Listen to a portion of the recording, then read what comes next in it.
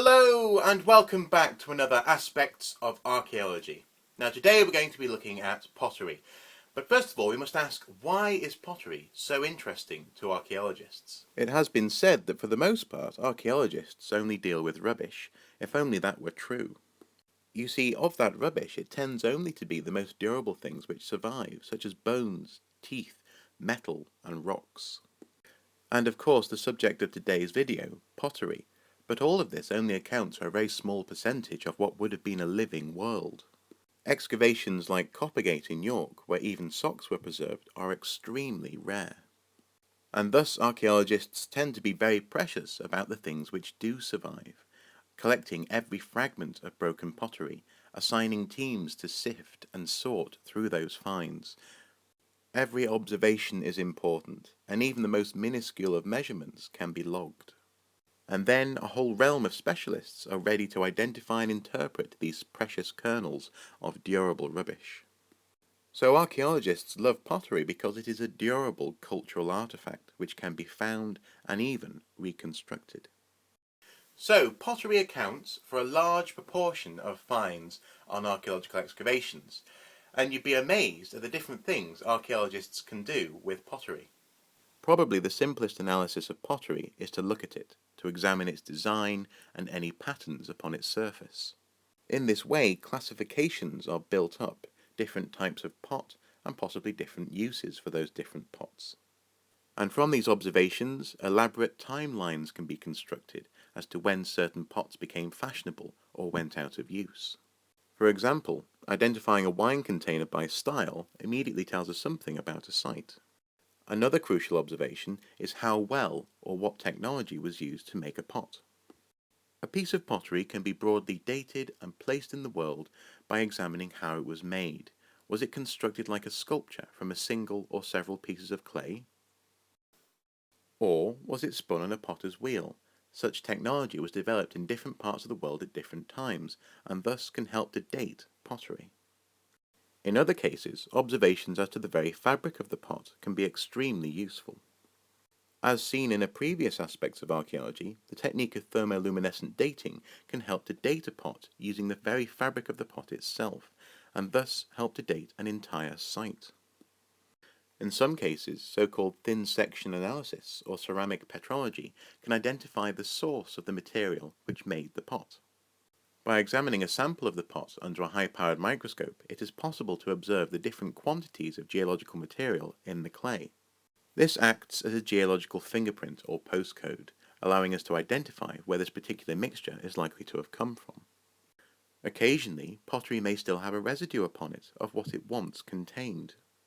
And, once again, through careful observations and meticulous work, archaeologists are able to reconstruct ancient concoctions, from mead to medicines. Some archaeologists study the aftermath of parties when pots have been broken or otherwise discarded. You see, often important events will use and consume vast amounts of ceramics and pottery. Curiously, when the remnants of these meetings are reconstructed, sometimes pieces are missing, sometimes lots of pieces are missing. For some archaeologists, these missing pieces have been taken away as mementos, evidence of the bond created when the pot was whole. And finally, fingerprints, the ubiquitous individual identifier. Some archaeologists try to use fingerprints found on clay pots to trace long-distance trade networks around the world. Still not potty about pottery, eh? Well, here are some excellent examples. When an archaeologist excavates a beaker, this can be extremely useful for interpreting a site. For a start, we know that these beakers spread across Europe at some point during the Bronze Age.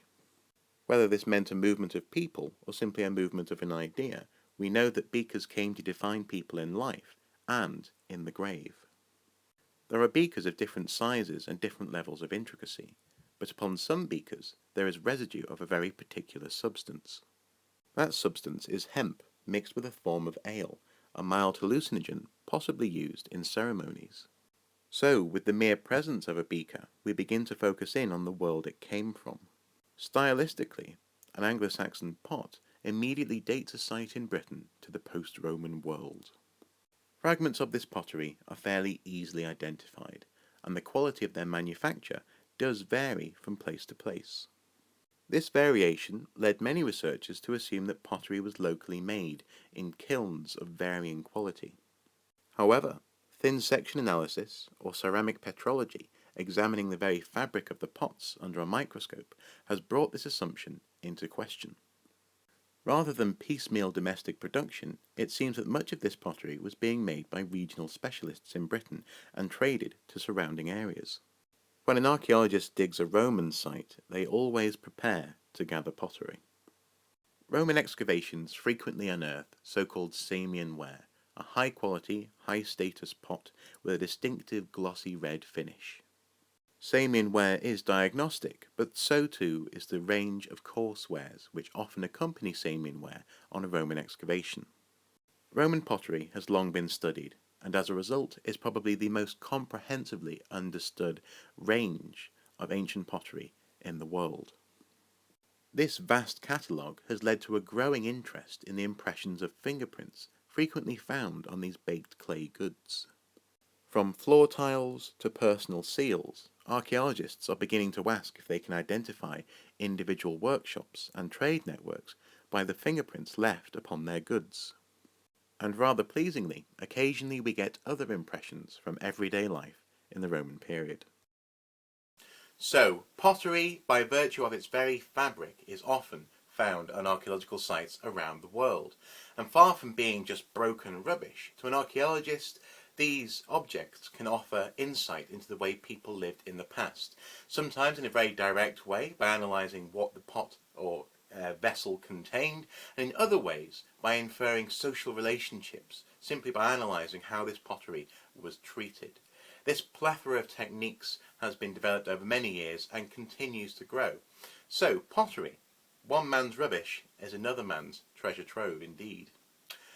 So, that's been pottery. Thank you very much for watching. Hopefully you found this video interesting and or useful. Feel free to comment below. Of course, please do subscribe to the channel by pushing the button just above. And also, as well, it's well worth tracking down our Facebook page at the moment, because often things that don't make it onto the YouTube channel go onto the page instead. Just go onto Facebook, type in ArchaeoSoup Productions and click like. And if you are a Twitterer, the Twitter, which is at ArchaeoSoup, which is soup with a 0, the Twitter account is basically following the Facebook page. So anything that's posted on there is posted onto Twitter concurrently. So, until next time, thank you very much.